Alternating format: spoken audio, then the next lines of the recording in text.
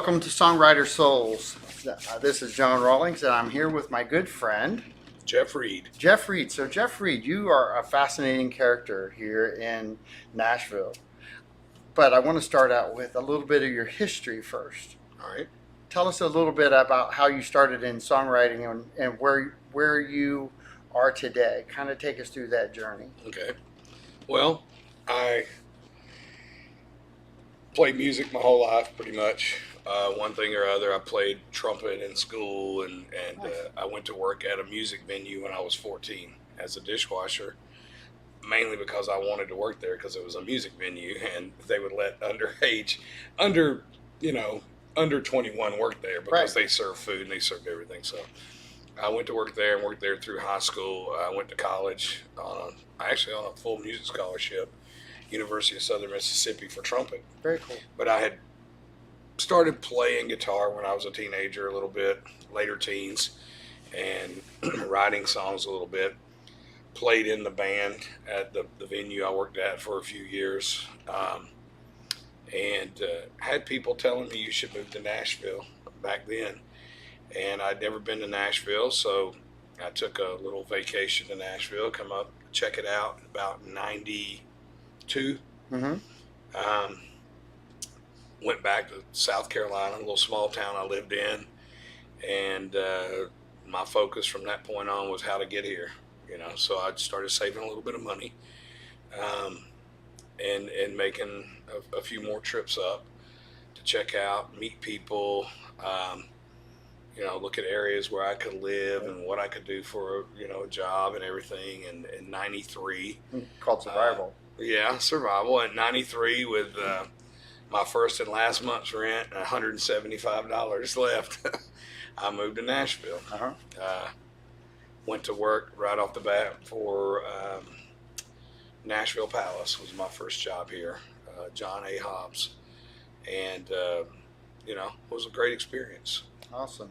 So you've got a background in music, so A little bit in trumpet, right? trumpet, yeah. And so you talk about coming to Nashville. Well, and trumpet and converting. guitar. I mean, All right. I was already playing guitar. Very I cool. mean, trumpet was a thing that I had started when I was like 12 years old and playing in band. I wanted to play an instrument, and my parents wouldn't buy me an instrument. And I had a band director I went and talked to when I started like sixth grade. I had some friends that joined the band, and I went in and said, I want to play an instrument, but I don't have an instrument. And he goes, well, we've got some, loaners we can give.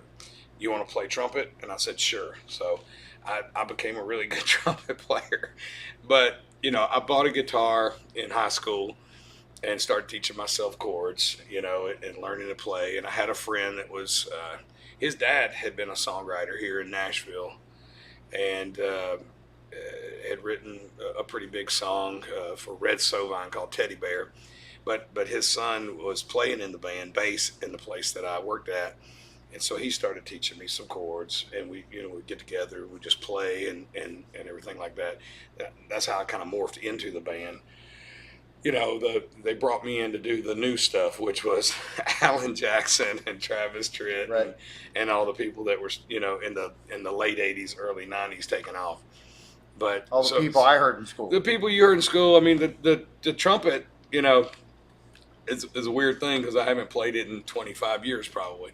But the trumpet got me a music scholarship, so I went down to Southern Miss, and I decided that wasn't what I wanted to do. I didn't want to be a band director or a music teacher, and so I moved back home. My parents weren't happy about that, but I told them I want to make music, but I don't want to be a teacher. So my mom was not very pleased when I said I want to move to Nashville. Yeah, a big change, right? A big change. And so you came from a small town. How big was your small town? Well, I don't even know how many thousand people, but Definitely smaller than Nashville, right? we had a Hardee's. Oh, we had a So when I moved to Northport, Nothing else. When I yeah, was we had growing a up. Wendy's and a McDonald's. So I had one restaurant more than you did. We didn't get a So- McDonald's till after I moved from there, Wow. man. So it's pretty small. Yeah, so coming from a small town to come into Nashville, Oh, what did it take you to network? How did you start networking man. back in the day? I was real lucky, and this is the truth. one of my first trips up here, I had a lady that was I had a manager at the time kind of working with me a little bit. And one of my first trips to Nashville, she took me out to a place called the Broken Spoke. And the Broken Spoke at that time was just a dance hall saloon. But the house band in '93 was Daryl Singletary and the Hot Flash Band, and it was just a great place for country music.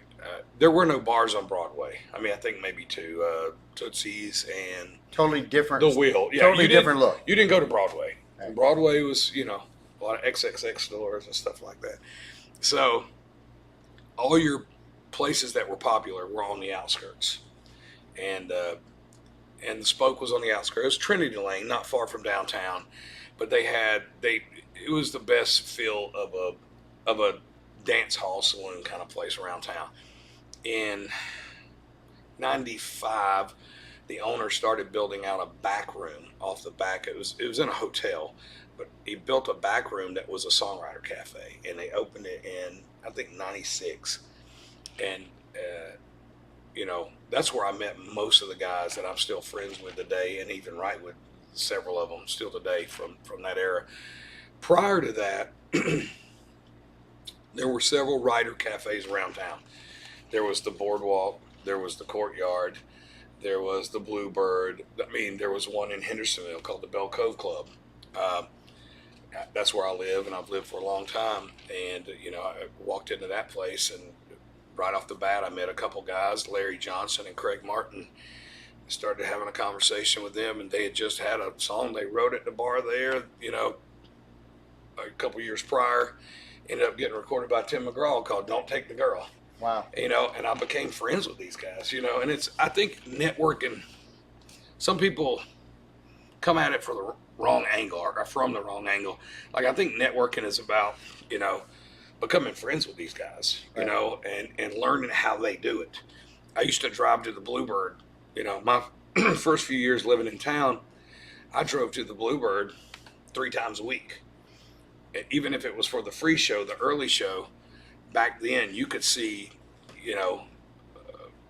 you might see your Chuck Cannons or your Gary Burrs or your Victoria Shaws, or you name it. You saw some of the best writers in there, and I wanted to learn, how they were doing it. I wanted to learn the way that they created that verse and how they, created that story. And, some of that's lacking today, but still, those guys, they knew how to craft a song. And so I wanted to go out there as much as I could. I will say the very first writers night I ever went to in town was a place called Douglas Corner. I met a guy that was from back home where I was from, kind of, and his name was Zach Turner. And at that time, he had a group called Turner Nichols. Him and Tim Nichols had a band. And he was from Easley, South Carolina. And he said, you need to go check out Douglas Corner. So I went to Douglas Corner. And, Douglas and Bluebird were the two, in my opinion, and in my book. And man, the writers that just played Douglas, you never knew who you were going to see there play. And it was a very small, quaint little room.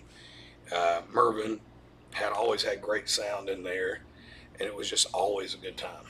Well, you talk about the songs, and even your language changes a little bit when you talk about the history versus today. What's the change for you that you see that happened in what was written back in the day to now? Well, I see it coming back. I see some of the way songs are being written. Content changed for a while, and you're going to have people that say bro country and this and that. I don't really look at it that way. I just think, somebody recorded something and it was fresh and new and hip, and it caught on, and it brought in a new audience of younger people. And I mean, everything's about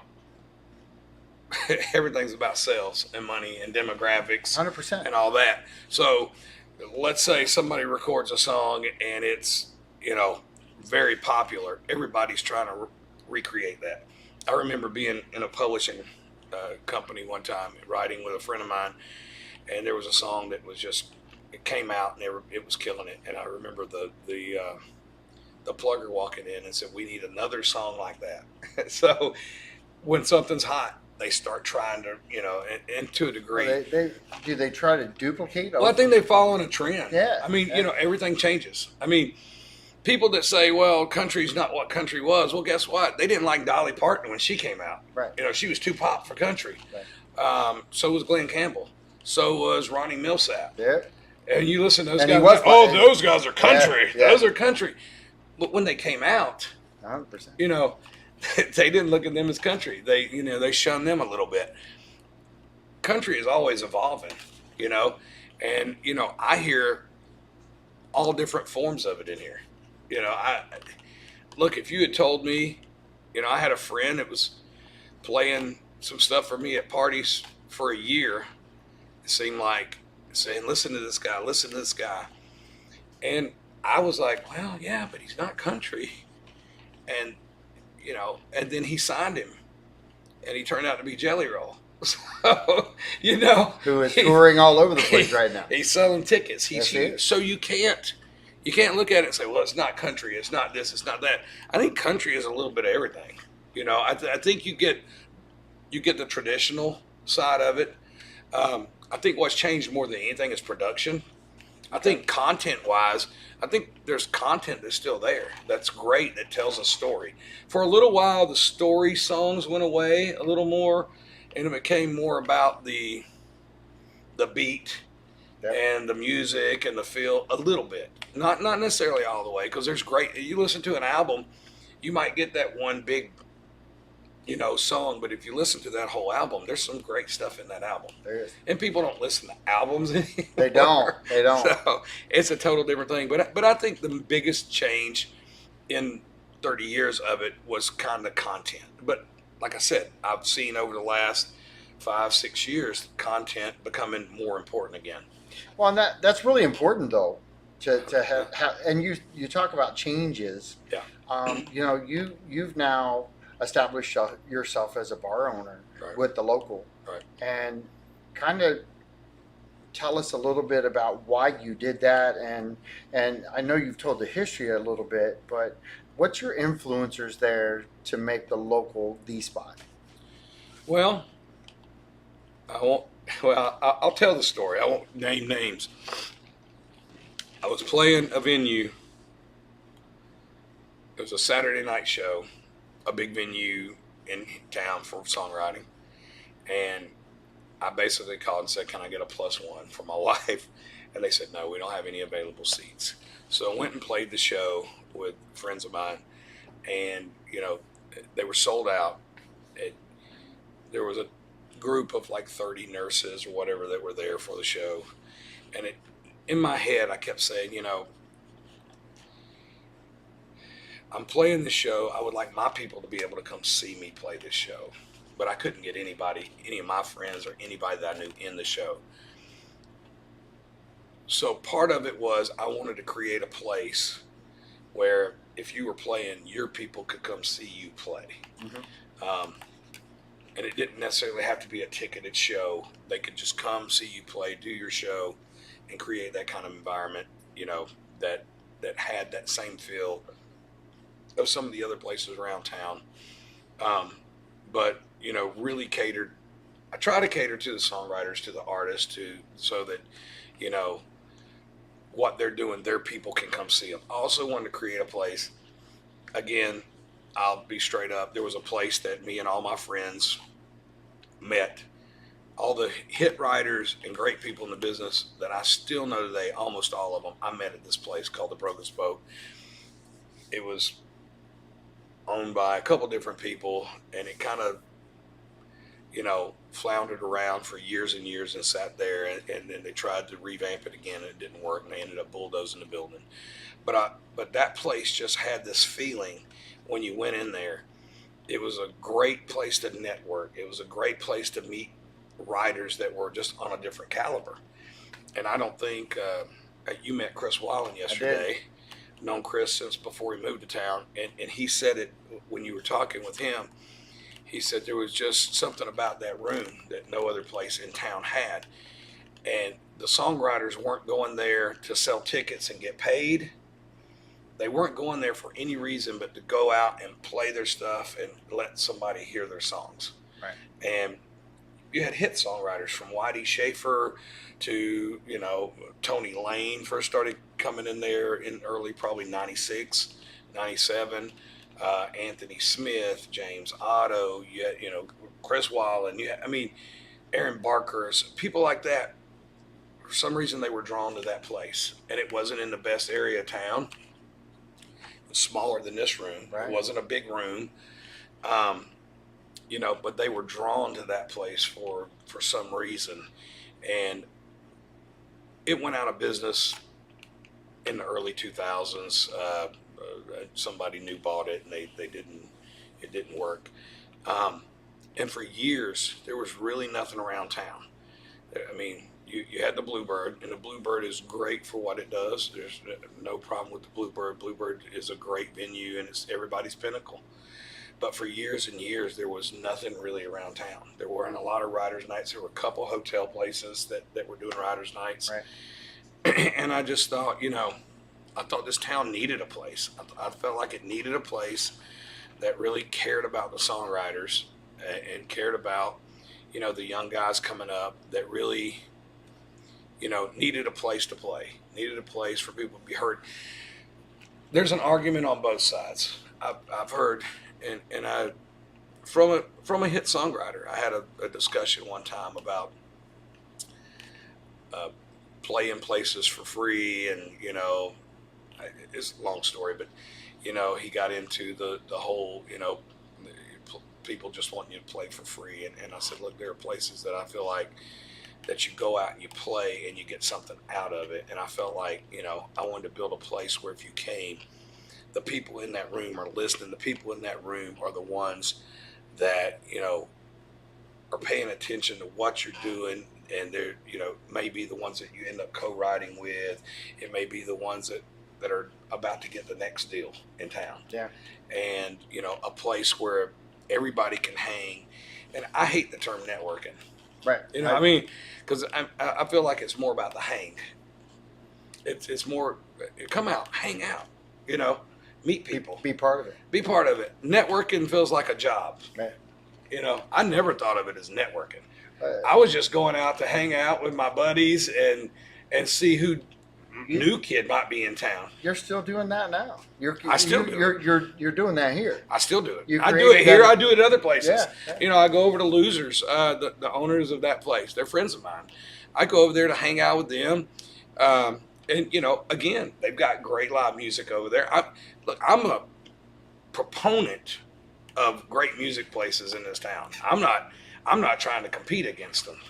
I'm trying to do my thing the way I want to do it. But I'm for the great venues and the great music. So I think that's the key to this whole thing, is that you're part of it, and you're part of the culture that's here. Yeah. And that went away, and then you helped bring it back with the local.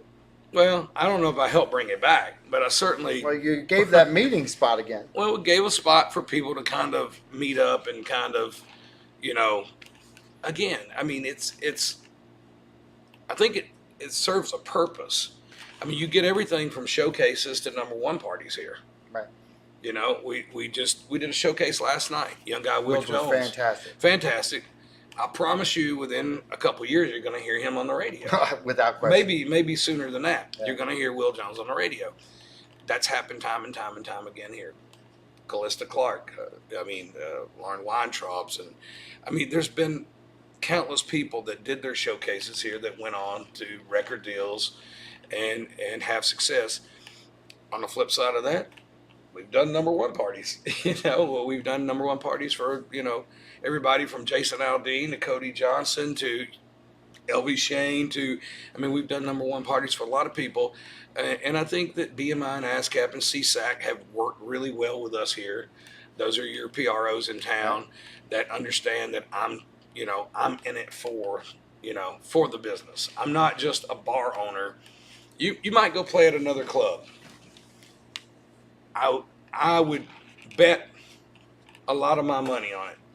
Any other place you play in town, just about, I won't say any other place, but just about any other place you play in town, the owner was not a musician, a songwriter. That was his passion. That's what he wanted to do. And he didn't open it up for that reason. They opened it up to make money. Money.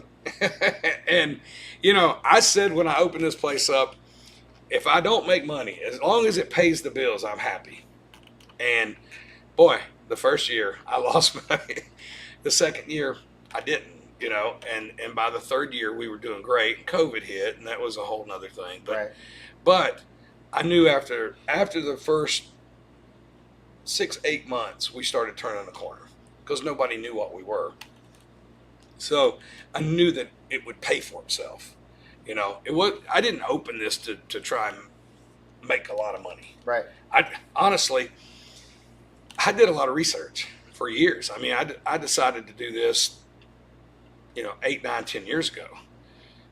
And I had the opportunity to buy the Broken Spoke at one time. It scared me.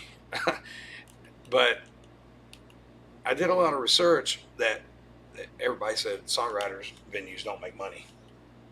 That's why they charge covers and they charge food and drink minimums.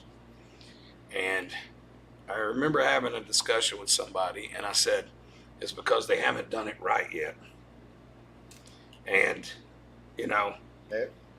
it took a lot of figuring out the first year of how to do it right. Because I didn't know, I didn't own a bar. I didn't own a music venue. I didn't know anything. You knew music. What I knew was I had some equity in my house. Yeah. And I borrowed against it. But what I did know was I knew songwriters. Right. And those songwriters, that first year, if you could go back, it's pretty magical. There, you had Geoff Reid, you had, Paul Overstreets, you had the guys that showed up because they heard, what we were trying to do. It's pretty. When I look back at it, I was looking back at pictures about a week ago on 2017, 2018. And man, there's some pretty magical shows in there. Some huge artists that people don't even remember that just came in and played. I remember I had a Saturday night show, 3 Hall of Fame songwriters, and there probably wasn't 10 or 15 people in here. And one of them came out to the fire pit outside after, and he sat down beside me, and he's the one that had booked it. And he said, well, how long do you think you last here? And I said, man, I don't know. I said, this is a Saturday night, and there's like 15 people here. And he goes, nobody knows this place is here. Nobody knows what it is, And I think there are a few people and a few things out there that put this place on the map. And there are a couple people out there that I can't say enough good about that put their name, on the line and came out here and did shows. And as they were starting to climb, number one is Ashley McBride. Right. I can't say enough good about her because when we were almost out of business during COVID, she said, I can't keep every bar in Nashville open, but I'm not going to let you close. And that was a very, very big thing. And she did. She came back when we opened back up. She came in, she did shows. Man, she packed the place out and she got us back open. I think when we opened back up, we had about $400 in our account. And that's the truth. Somebody started a GoFundMe that bought our food, liquor, and just the community. The community rallied around it. The local was the local. Local's local. And I hate to get like that, man, but dude, they literally rallied around this little venue and kept it open. so you have a lot of emotion in this place before that happened. What has that done to the community now that the community has really been a pivotal part of keeping the heartbeat alive here? What does it feel like post COVID to you? I mean, COVID changed things. There's no doubt. Sure. Um, you know, it definitely. And I would say this, man, that was the hardest year of my life. I mean, I was ready to throw in the towel. I actually put up a post and it said, "That's it, I'm done," because they weren't allowing us to reopen. I made a decision during COVID. It wasn't the fault of my employees, so I paid everybody through COVID. And I remember bringing everybody in, and I said, "Look, I've got enough money left to pay everybody this check and maybe one more. And if something doesn't happen and we don't get to reopen, then we're going to close the doors. I can't. I don't have any more money to draw from. I borrowed all that I could borrow, and but opening back up after COVID, um, I'm just telling you, man, the community came out. They showed up. They, like I said, I mean, your artists came in. Um, you know, your again, your Anthony's, your Anthony Smiths, your Chris Wallens, your Jeffrey Steels, your Ira Deans, and people like that came out and played shows for you. They came out because they knew, what you were trying to do, trying to keep this going. Some people took that we were trying to get back open and trying to keep this going as, there were different people that took it a different way. I mean, you had part of the business people that didn't want the bars back open, and you had the bar owners and the bar, and the writers and the artists and the bands that were starving, didn't have, gigs to play and stuff to do. I was just trying to get back open to save what I was trying to build here a little bit, and I was overwhelmed when we opened back up. We really were overwhelmed that the support was there, and it came from the industry. The music industry is really in this town a small community. Yeah. I mean, this is a big town, but the industry in this town is really small. Everybody knows everybody, and when somebody's down, they come out to help them. So this place is actually the true songwriter's life too, because everything that this bar has gone through, you actually went through as a songwriter yourself. Well, we all with went the through struggles. it. Yeah, we all went through it. I mean, it wasn't just. And the new people do. They're going to go through the same. They're going to go through it. Yeah. Everybody's going to go through it. I mean, this is not a 1-year town or 2-year town or 5-year town. No. I know people that it took 10 years, Right. 15 years. I'm going to tell you. You said something, and for the last 3 or 4 shows I've done, everybody keeps telling me it's a 10-year town. It's a 10-year town, and the funny thing is, you threw 10 years of thought process into this before it actually happened. Yeah. And so this is a 10-year venue. It's in thought process. It's at least that. And I mean, the thing is, I don't even songwriter. I know songwriters that didn't get their first cuts until they were in their 40s. I mean, there's some hit writers out there that were in this town 20 years before they got a cut. I don't think that matters. I mean, I think you just got to write the song. I mean, it's not a good song. I mean, it's got to be a great song. It's got to be something that somebody's like, holy cow, man, that's unbelievable.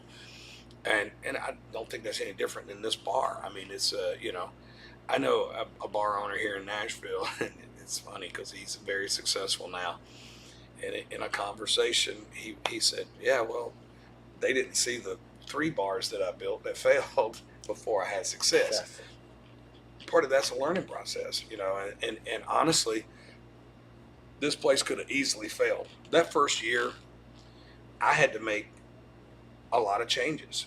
I had to look at why songwriter nights didn't work on, say, a Saturday night, because your crowd that comes into Nashville is different. Yes, we're the local, and most of our crowd during the week is local, but on the weekend, those artists are going out on the road, or they're playing gigs, or they're doing this and they're doing that. And so The one change I made was bringing in a band on the weekends. We would still do songwriter people or songwriters, and that could get up and play a little bit of originals and covers. And even the bands I bring in, if you look at the bands that I bring in, they're not just cover bands. Mm-hmm. Kevin Denny on Saturday night, Kevin had a record deal. That's Just Jesse, Cadillac Tears. That band, they've all played on the road. I mean, LD and Steve, they played for Randy Travis. Greg Cole played for Daryl Singletary. Joe Spivey has played on everybody's albums from Shania Twain to John Anderson, Seminole Wind. Those guys are the guys. They're the ones that created. They're not just some cover band that threw together that play on Broadway. And so I didn't want just your average, everyday, cover band. I wanted guys that were in the industry, that really were in it for being in it. Last night, those guys, Sam, Brandon, they play for Craig Morgan.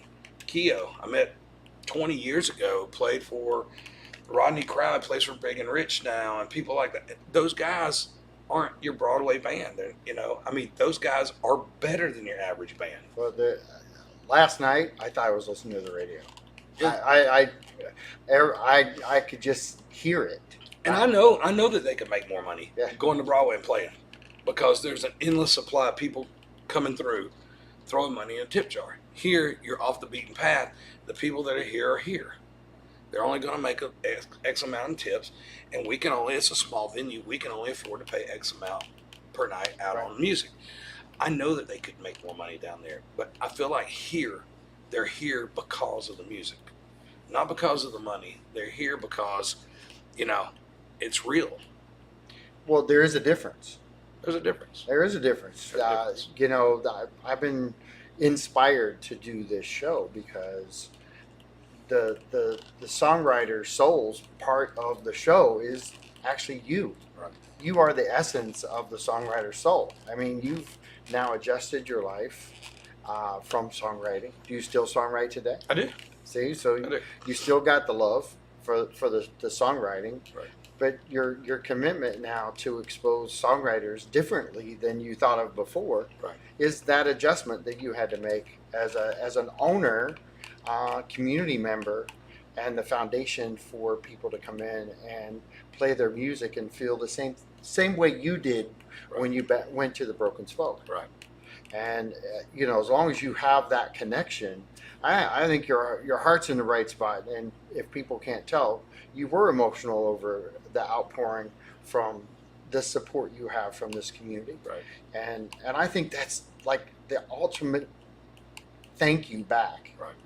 That I don't know how many companies actually could stand up and talk about what you talked about and how you talked about and the emotion that you put into that, and that what they did for you.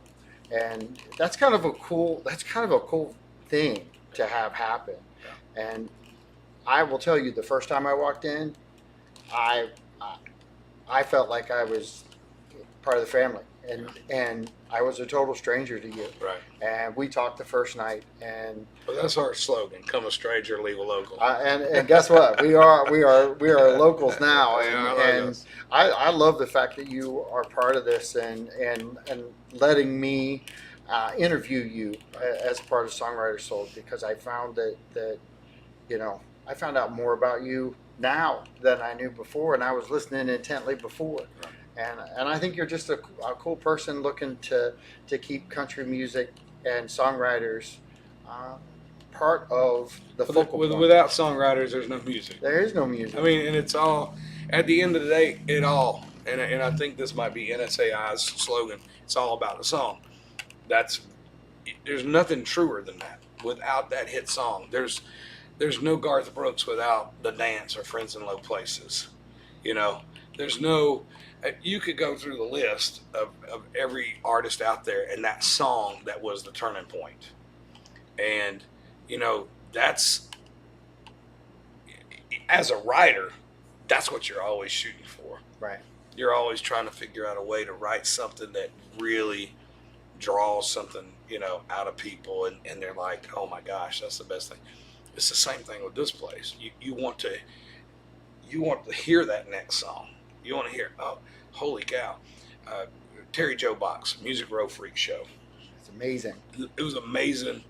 They were doing it at another venue that closed down, and I reached out automatically and said, "You got to bring this show here. This is the place." And she said, "I had an offer at another place," and I was so bummed. And I said, "Well, when that doesn't work out, Come back. bring it here." And because I just felt like that was going to be the home for it. Porchlight Pickers, man, those guys bring in great writers. The Nashville tour stop we're doing here now. We're going to do a show called The Round. We've got multiple shows going on here every week, and you never know when you're going to see the next big thing, the next star, the next huge songwriter. For me, it's about the song. I really am a fan of the songwriter, of the songs. One of my favorite new guys out there right now as a songwriter, Russell Sutton. And I'm not throwing names out there, but Russell, I remember the first time he came in here and I heard his songs, and I'm like, man, this kid's going to be something as a writer. And I don't know if he'll be as an artist. I don't know if he wants to be an artist, but his songs were just great. And Barrett Baber is another one. There's so many of them. Honestly, I could go down the list. Sure. Chris Sly, come in Porchlight, and there's so many of them in here that are incredible writers. They have publishing deals. They're on their way. They've had a number one or two now, and it's just continuing to grow. And I feel like this was kind of home for those guys. The same way that Broken Spoke was home for us guys. Right. That's what I wanted to create. And when I started it, I remember telling somebody that we were talking about it one day, and they said, and I said, man, this isn't a slow process. I said, you got to start building it and build it and build it and build it. And we might see a reward 5 or 10 years down the road where we've created that place and they actually are there, and they're actually playing, and they're actually starting to have that success. And that's when we get a reward, is when we get to see that happening. And this was the place. And that just, and that's what happened with the Spoke, and that's what happened to a degree with the Bluebird and with Douglas Corner. Sure. And all those places. It started, one thing happened after another. An artist got a deal, one got signed, somebody got a cut, and it elevated. And, we're starting to see that. You're starting to see the fruits of the labors here. You're starting to see the songwriters getting the cuts. You're starting to see the number ones come out of it.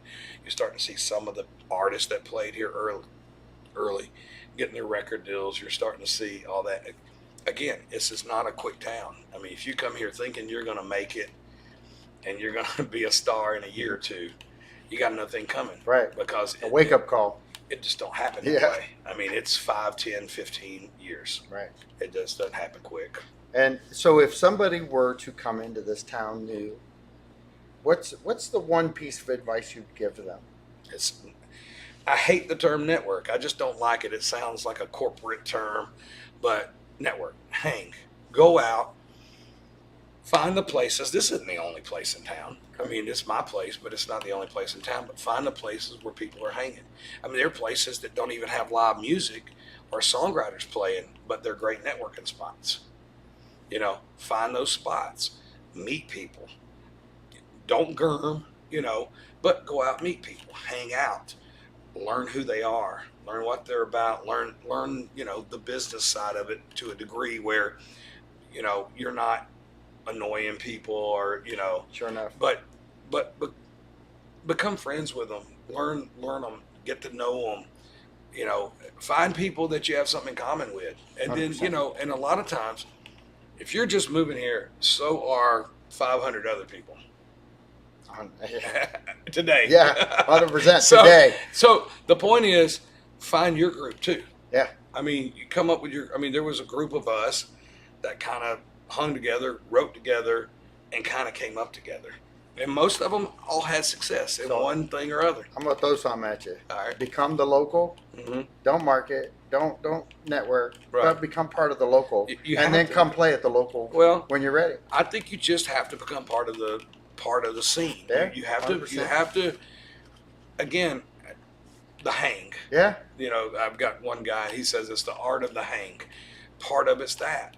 just hang out. Just don't come in so anxious you're trying to, impress anybody. But hang. How do you get on the shows? People ask me that all the time. How do I get on this show? I emailed. Yeah, well, 500 other people did today or yesterday, or Yeah. sometime this week too. Whoever's hosting that show, come out, introduce yourself, meet the host of the show, listen to the people playing, then send them something. Let them listen to it, and let them. Eventually you get woven into it.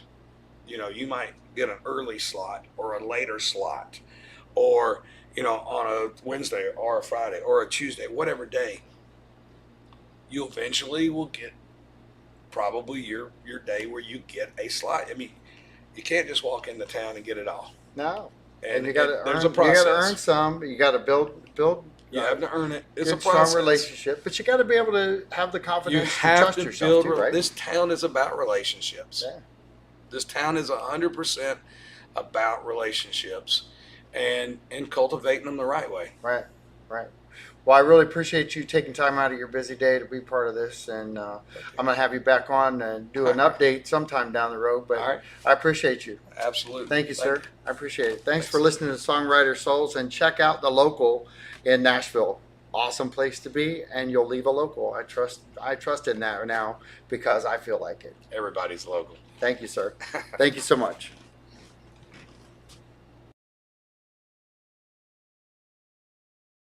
I just want to thank Tim Medman's here tonight. Our company, Porchlight, has hosted this show.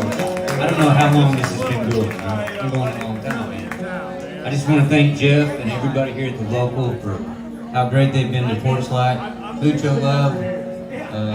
Thank you all for having me. Mucho love, yeah. Mucho love. All right, I'm going to do the last hit I had because it might be the last hit I have. Okay?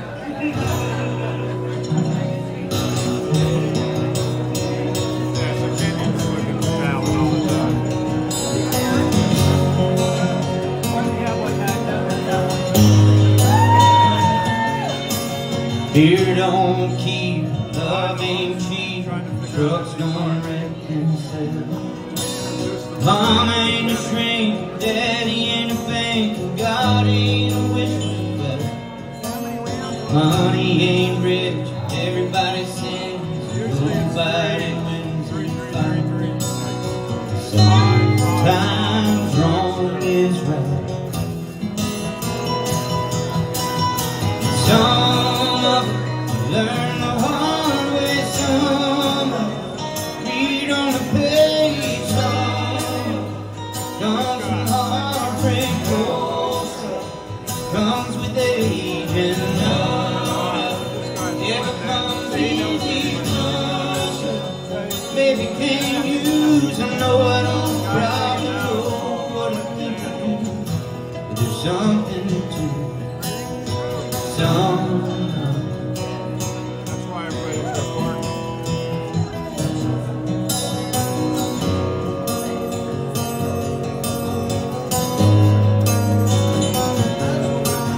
Girls like to laugh, and tears don't last. Scares what praise for.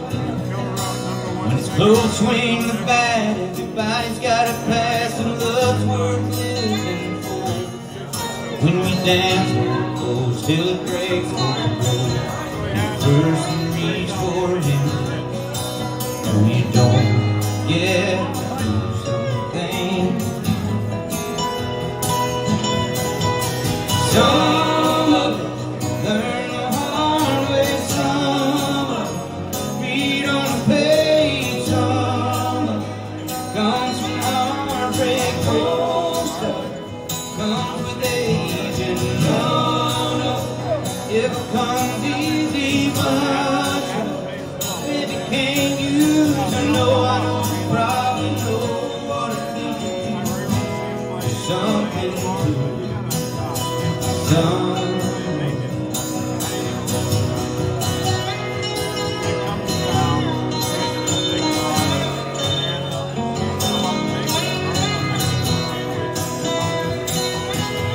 When you can't do slow, as time go on, it really makes you mad.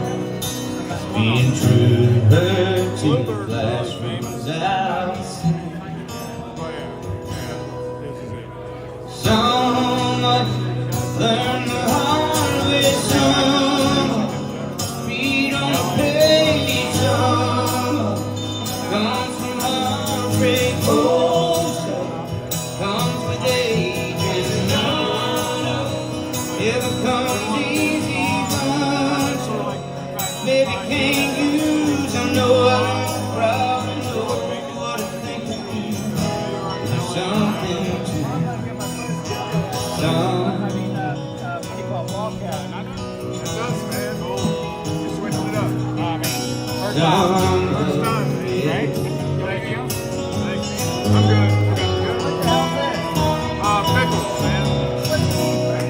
right, thank you, Jimmy Miller. Thank y'all. Dad and my kids, by the way. He took them to Chuck E. Cheese for God's sakes, and I hate that place.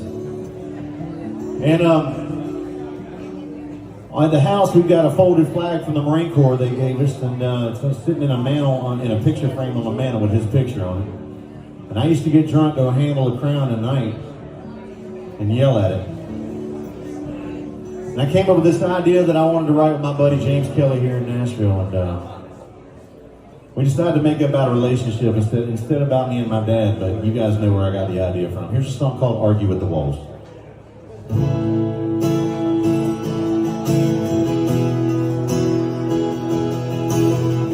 Walking through the halls of our old home, probably best not to be alone. Probably shouldn't have stayed till that last call, 'cause now I'm in the mood to talk. But there's no use talking to these frames of our good times, 'cause the problem with a picture is it only tells one side. Didn't we look so happy? Don't we? Don't she? I thought we were. I was wrong all along, and now that she's gone, I think I finally see her. Even though no matter what I say, she'll still be right. Yeah, I've had enough drinks, and it feels like it's a good day tonight to argue with the wall.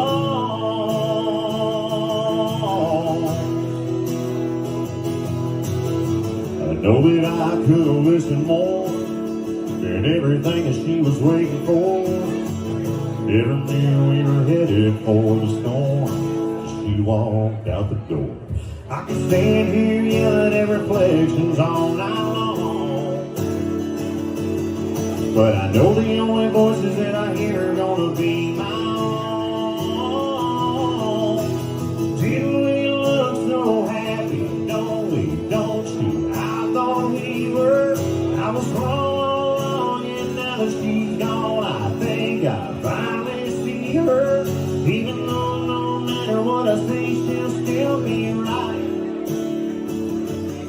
Yeah, I've had enough drinks, and it feels like it's a good day tonight to argue with the world.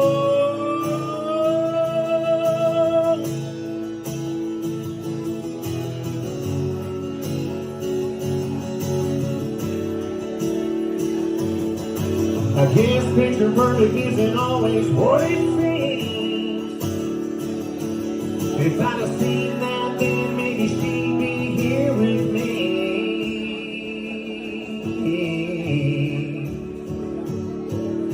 But didn't we look so happy? Don't we? Don't you? I thought we were.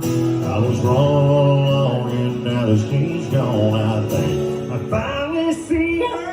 Even though no matter what I say, she'll still be right. Yeah, I've had enough drinks, and it feels like it's a good day tonight to argue with the world. To argue with the wall. To argue with the world.